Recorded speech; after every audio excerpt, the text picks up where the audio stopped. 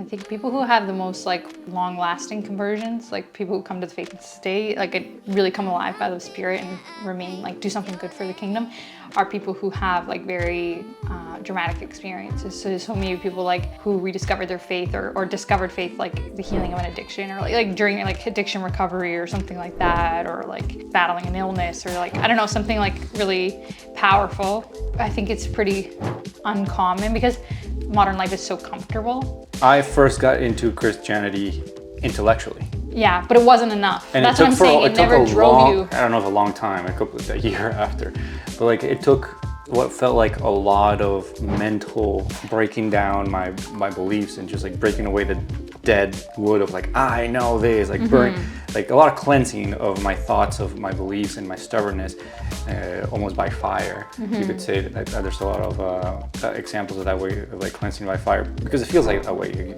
ripping away things that you believe. It's very tough.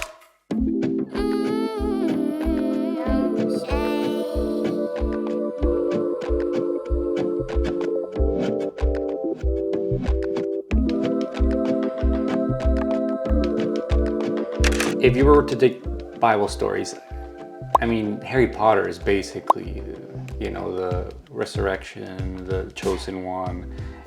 They basically copy paste and adds a little flair. But like, if you're gonna take more literal a Bible story to make into like a magical saga, it doesn't have to be that character, but you're basically borrowing the idea to make into like a sick high fantasy series. What would it be? Oh my gosh.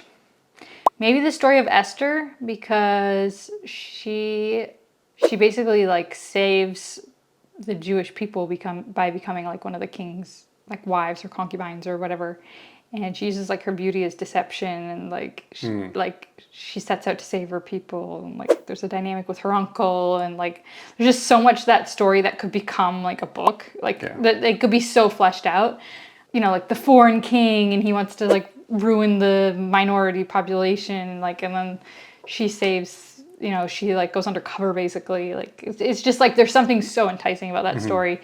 And yeah, you just have this like woman who like does something great by the power of her faith and her beauty, and sabotage.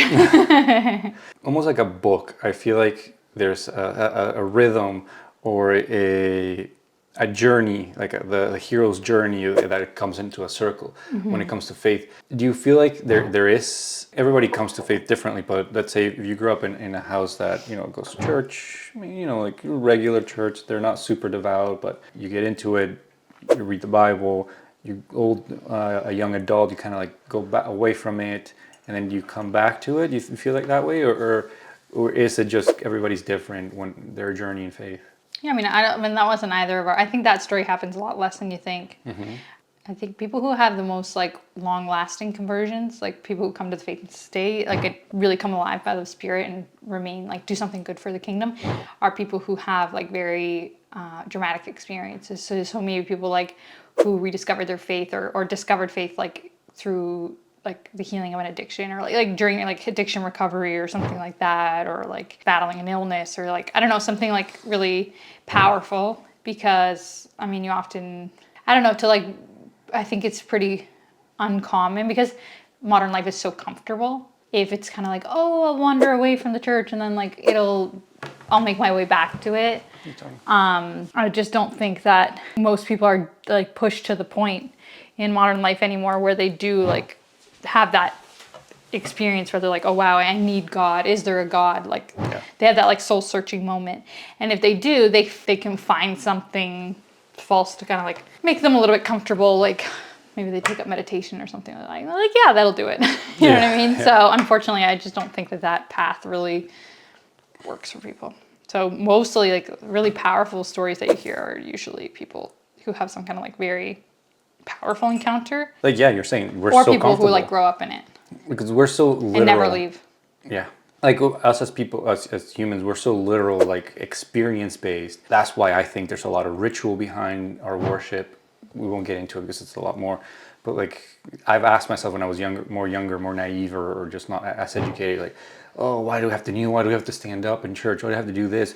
But I think it's not so much like, oh, Jesus didn't tell us to do all this, like, flip a coin, high five, or, shake hands, like everything which is some sort of like high church mass. But I think we need the acting out.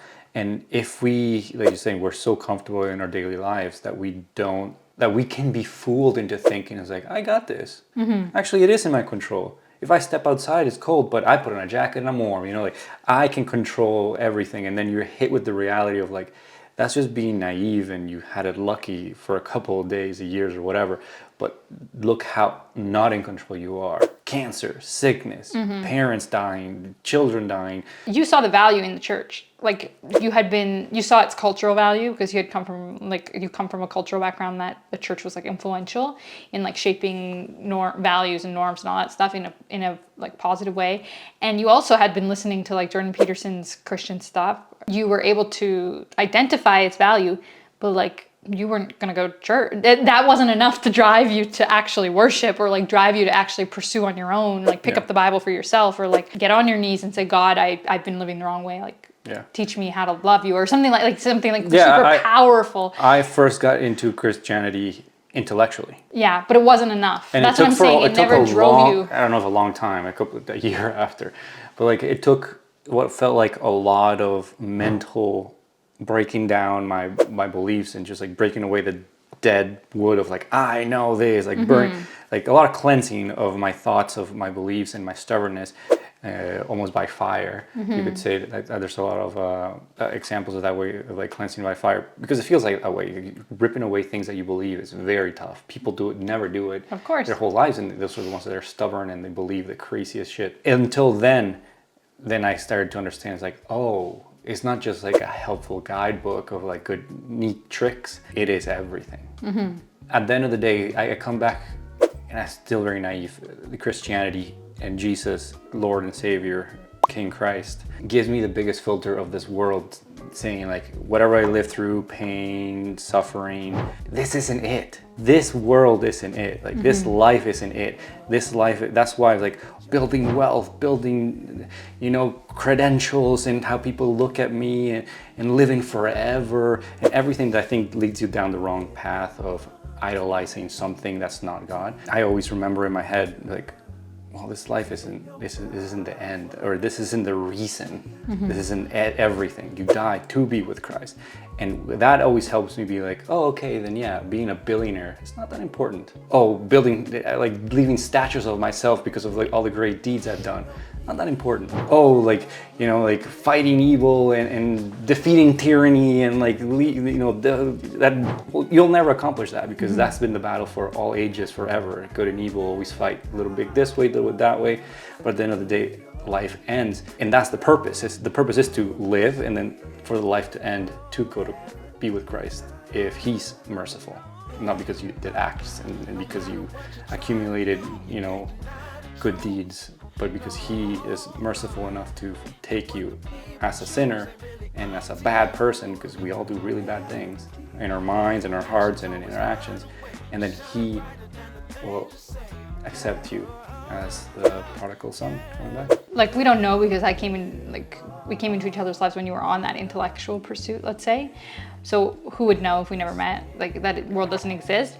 Maybe the intellectual path would have gotten you there, but I actually doubt it. I think more like you needed to have, unfortunately, the experiences of life that have like really humbled us and made us come to face those kind of like dark realities. You know what I mean? So those were the things that really taught you, like, to rely on Christ and that kind of thing. You don't know your limitations until you're slapped by them, or brought down to your knees. Should there be a remake of the Bible? Who would you cast as Jesus? No, I mean, they are doing like that House of David now. And all the Chosen, great little cartoon they're doing TV really shows. Sure, but remember the House of David is the one on Prime that we couldn't get through it because our No, but I'm talking about all the movies that are coming out actually to the theaters, of animated movies. Yeah. And they look really good. They're and good. I'm like, Even Passion of the Christ, I mean, it's incredibly beautiful. Yeah. Like, I mean, there are a ton of like amazing I like the cartoon ones more because I always disconnect when there's an actor pretending to be Yeah, I get Jesus, that. and this just kind of feels like Well, that's kind of why House of David's cool, because like it's not about Jesus. So it's like I don't know. You can kind of get into the Old Testament thing. Yeah. Well, thank you for joining us for a little chit chat. Nice coffee with our Mexican cups.